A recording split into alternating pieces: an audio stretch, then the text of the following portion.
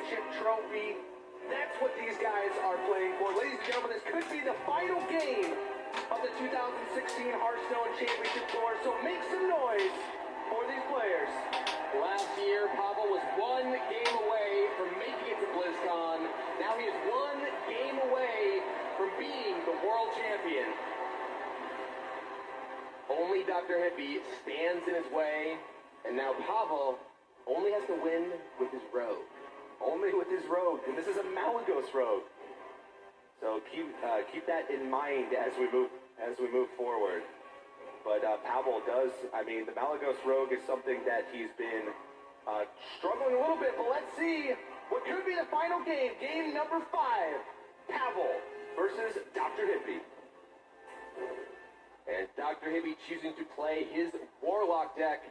This is a matchup that, because of the specific choices Pavel's made in the construction of his rogue deck, can be a little bit tougher than it is for a normal Miracle Rogue. Oh yeah, definitely. There's Malagos provides you with ways to more effectively beat control decks, but you sacrifice some of the tools that you normally use to beat those faster decks. Signature Strikes really don't do anything against Zoo Warlock, Skibler. If you get low, tapping a lot, you're dead. Sure. Yeah. But in a matchup that comes down to early board control much of the time, Sinister Strikes in your hand, even sometimes Shivs in your hand, Malagos in your hand, are not generally that great. Crucially for Pavel, he is on the coin and has SI7 Agent. Those are two of the most important cards for the Rogue deck to compete with the early aggression of the Warlock. DrHippi, though, he has a good hand himself. Yeah, definitely. He's got those early minions. It's hard to not have a good curve a lot of times in Warlock, especially nowadays. It's been so refined. It's so precise. A lot of Zoo Warlock decks are running more than 10 1-drops nowadays, which means that they're guaranteed to have good starts a lot of the time. Yep, and DrHippi, with his 1-drop into that Dark Peddler, trying to decide exactly how he wants to take this on. Argent Squire gives him some resilience. The Runic Egg gives him perhaps some extra gas if he needs it. And Malchazar's Imp, if you can find one of his cards that synergizes with discarding, could give him a little bit of extra fuel in the tank as well. Yeah, Malchazar's Imp, though, is, pretty resilient as well as Argent Squire, and it also provides that extra benefit. Out of these 3 options, I'm looking at Malchazar's Imp to be one of the best. I think Imp is particularly attractive. You even have a second copy of Dark Peddler, and you have a Defender of Argus. So the Dark Peddler can get you, say, a Soulfire that can combine with the Imp to both remove something and dig you to gas. The Defender of Argus can pump those up. He picks the Runic Egg, though. Okay. Well, I guess he does think that he's going to need that gas to get through, but Pavel does have, like you mentioned, on the coin, able to coin out that SI7 Agent to deal with the Dark Peddler. He's ahead on board for the time being, which is so crucial in Rogue versus Zoo. Yeah, and the Dark Peddler for DrHippi finds no abusive Sergeant. There's no Soulfire. He does not have the ability to answer this SI7 Agent right away. No possessed villager, so he's going to have some resilient minions, but we see those 2 copies of Fan of Knives in Pavel's hand could cause him a lot of trouble. They could, but one thing is, though, Pavel, as we talked about, has 2 of those cards that are dead for much of the game in Sinister Strike and Malagos.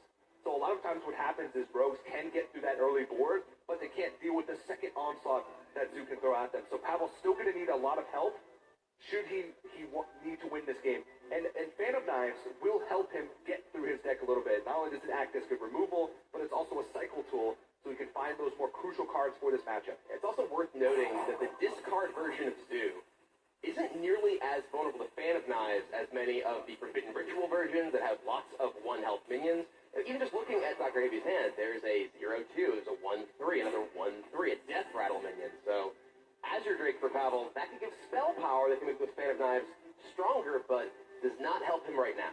Yeah, but it is a minion that he can put on the board. It's also cycle for his deck. Again, does not help him at the time being.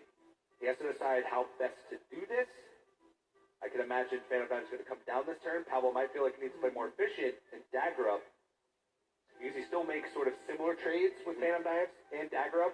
Dagger up just also means that he has to dagger up for the next turn of Fan of Knives. Yeah, and Pavel's going to go ahead and make those trades. DrHippi with that Runic Egg. It does potentially allow him to get a trade here that draws him a card with Defender of Argus if he wants it. If he does pick up an Abusive Sergeant, obviously he can use that to trade and draw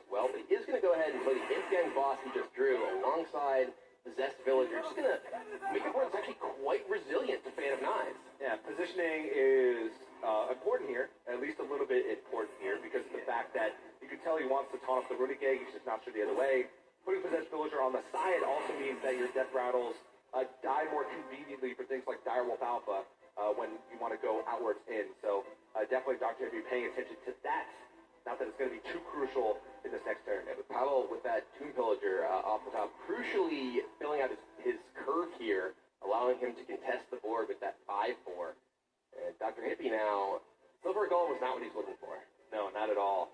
And he was hoping that Pavel wouldn't have Tomb Pillager, because that is a card that can wreak havoc.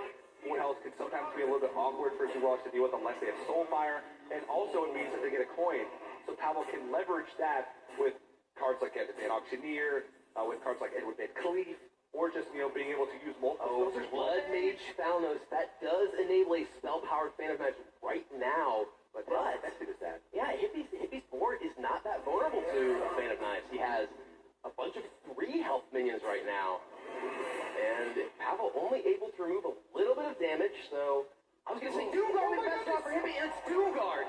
He has exactly enough mana to play Malthazar's Imp, Doomguard discarding the Golem, drawing a card. That was a huge draw for DrHippi. Draw a card, develop a 1/3, a 3/3, and a 5/7 with charge. No big deal. And DrHippi, though, still taking his time. Yeah, these are the types of things that, there's so many times where Doomguard won't, discard the cards that you want. And that's the risk that you take when you play the discard Warlock. But this is an incredible and he draws another Doomguard! DrHippi back against the wall. Here it is. Well, Pavel does have a lot of tools, though, in his hand to deal with a wide board. Yeah, he does. It's true, but the amount of health on Doomguard makes it terrifying to try and deal with as the rogue. He does have the ability to potentially Shadow Strike it, but if he does attack into the Azure Drake, now Shadow Strike's off the table. So that Doomguard is going to require some actual removal, and it's difficult to deal that much damage in Pavel's shoes.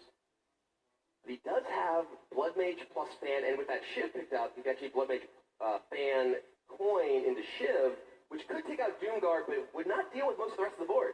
Is it better to try and hold on for a Blood Mage double Fan for the following turn? Is there something that Pavel can do to put himself in a good position, but also allow him to have good removal tools for the next turn? If Pavel does not remove power from this board right now, he is dead. He's facing down that other Doomguard right now. He doesn't know it. We know it, though. And there will be the Fan of Knives. Ooh, the backstab right off of Fan of Knives. Never the timing you want to see it. What would have been huge there if Pavel were to pick up a preparation, and to be able to preparation out the next Fan of Knives, he would have cleared the board in its entirety, because a full board means that in-game boss doesn't summon the extra hit. But fortunately, he doesn't hit it. How much damage is that? He's got 9 on the board. Doomguard represents 5 more. Gonna go ahead and cycle through that. If he finds Soulfire, not quite. Quite close, though. Yeah, he's got 2 Soulfires left in his deck. No Doomguards now, though. Has 2 Abusive Sergeants, so if something lives, he can use that. But this looks like DrHippi. He smells blood. He's going for it. He's going to trade with the Blood Mage Thalnos to try and get rid of the spell power. And crucially, Pavel has no healing in his deck. His Malagos deck doesn't play any copies of Earthring Farseer. And he has Sap, but Sap does not do it against Doomguard. It's going to come right back down. He needs Sacrificial Pact off this Swashbuckler. I don't even know if that's enough. We'll see what he can pick up. Karakazam, that is not going to do it. Not quite. Pavel does not have the tools to get rid of that Doomguard. Gonna try and survive, but I don't think there's a way that he can do it. He's gonna try and draw something, but I don't think there's even a draw in his deck that can save it at this point. Emperor Thorsand's definitely not it, and DrHippi brings himself 1 game closer. He's out 3-2. Yeah. Pavel has not had many leads in this tournament. He has been the one